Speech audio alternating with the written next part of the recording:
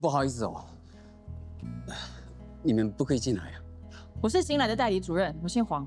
隧道裡面蠻危險的，不要進去比較好。我不過去，我怎麼工作啊？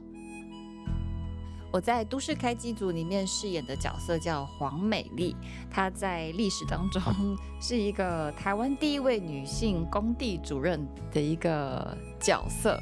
故事在1996年嘛，她在這個充滿陽性工作環境下的時候，她的角色應該是什麼樣的位置？我去做公司吼，無問題。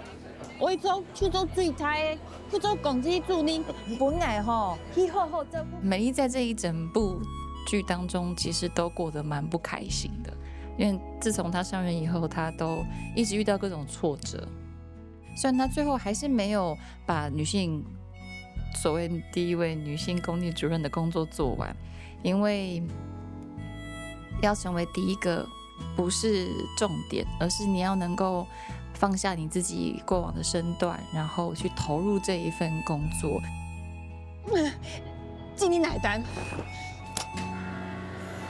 幫這些工人爭取利益以外，然後還能夠走出自己一條路，這是一件非常不容易的事情，尤其在那個年代，你還要去避開，應該說 try to ignore 所有人對你的眼光。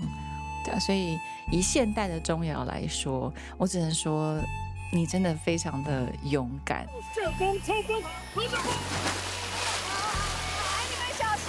大家好，我是姚寧，我在都市開機組裡面，我演高追。其實，因為他們都是屬於比較男性化的那種，就是表現。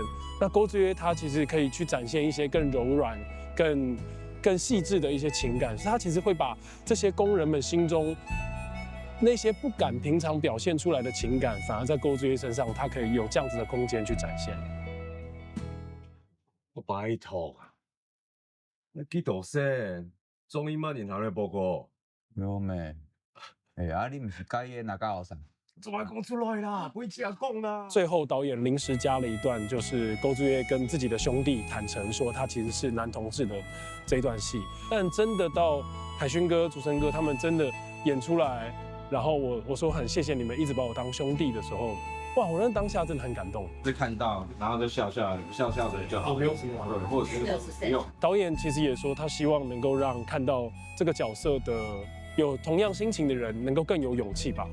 不管你今天是不是同志，或者是你今天只是跟別人有一些地方不一樣，其實我覺得我們都可以更有勇氣的去面對這個世界，還有面對自己。